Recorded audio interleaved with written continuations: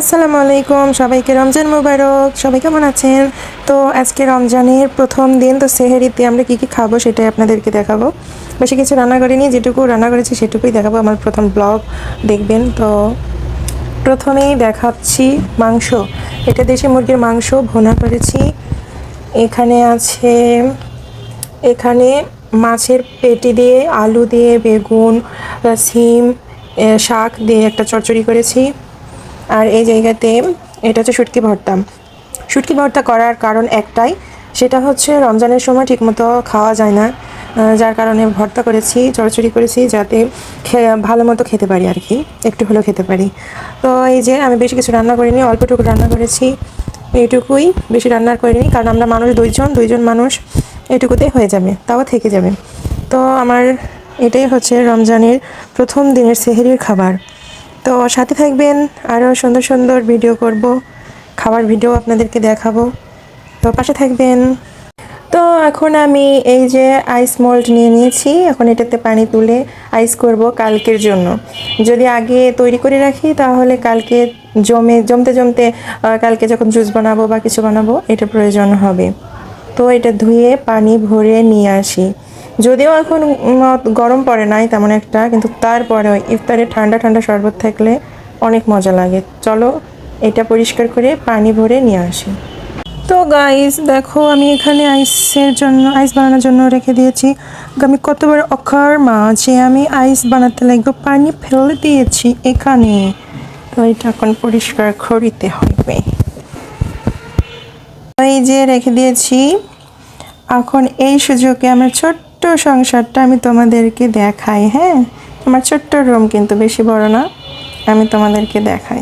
তো এই যে এই গরিবের বেডরুম, গরিবের রাজপ্রাসাদ, এই যে এটাই আমাদের রুম, গরিবের রাজপ্রাসাদ, বুঝছো? এখানে আমরা দুইজন থাকি, দুই অসহায়, দুই গরিব। এখানে শুয়ে শুয়ে গল্প করি, ওখানে মেকআপ করি, এখানে মাছ মাংস রাখি, এখানে খাবার রাখি, আর এখানে জামা কাপড় রাখি। আর এই যে দেখুন, এইটা হচ্ছে কলা টাঙিয়ে রেখেছি যাতে একটু দেরিতে পাকে। আর এই যে রশিগুলো দেখতেছেন, এইসব মশারি টাঙানোর, আপনারা আবার অন্য কিছু মনে করেন না যেন। আর এই যে সুন্দর একটা জিনিস, এই যে একটা ঘড়ি আছে। এই আর কি আমার ছোট্ট একটা সংসার, অনেক ছোট না? হ্যাঁ, আপনাদের হয়তো অনেক বড় বড় সংসার, কিন্তু আমার অনেক ছোট সংসার, অনেক। এই যে এটা আমার হাত, বুঝছেন? এই যে গরিবের হাত, মোটু। তো এই যে চলুন বারান্দা দেখাই। তো গাইস দেখুন, গরিবের বারান্দায় গরিবের চাদর শুকাতে দিয়েছি। এই যে অন্ধকার, কিছু না দেখতে পেলে আমার দোষ নেই। ওই যে বারান্দা, এখানে রাস্তা, ওখানে দেখছেন রাতের ভিউ। এটা আমাদের বাসার সামনে, গোটাটা ফাঁকা, অনেক সুন্দর। তো এটাই আমার বেডরুম। সবাই আমাদের জন্য দোয়া করবেন, আমরা যেন সারা জীবন একসাথে থাকতে পারি। আমার এই ছোট্ট সংসারটাতে প্রথমে কিছুই ছিল না। আমরা যখন ফার্স্টে এসেছিলাম ঢাকাতে, আমি অন্তত এসেছিলাম, তখন আমি ঠিক এই জায়গাতে ফ্লোরে ছিলাম শুয়ে, আর আজকে আমি খাটে।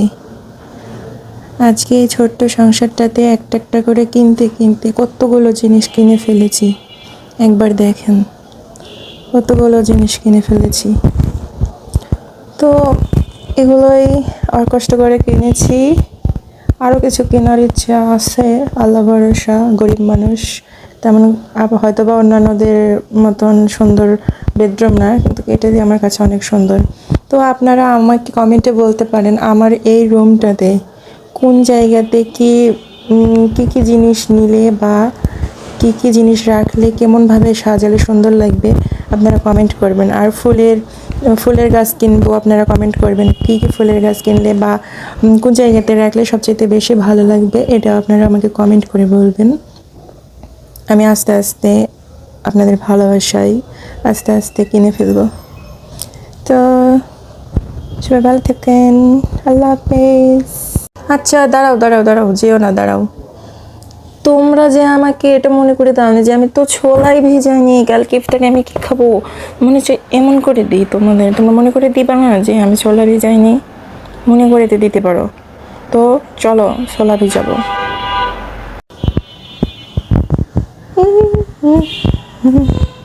কোনটাতে ছোলা ভিজাবো? এটাতে না, লালটা না, লালটা আমার ভালো লাগতেছে না, এইটাতে ভিজাবো। এইটাতে এই যে ছোলা তোমরা খাবা, তাহলে কালকে চলে আসো, কারণ আজকে বানাবো না। তো এই মুখটা খসাতে হবে, এই যে খসাচ্ছি। ও মা, কত আবার স্টাইল করিয়েছে দেখেছ? ও মা, ঝনঝন করতে দেখো।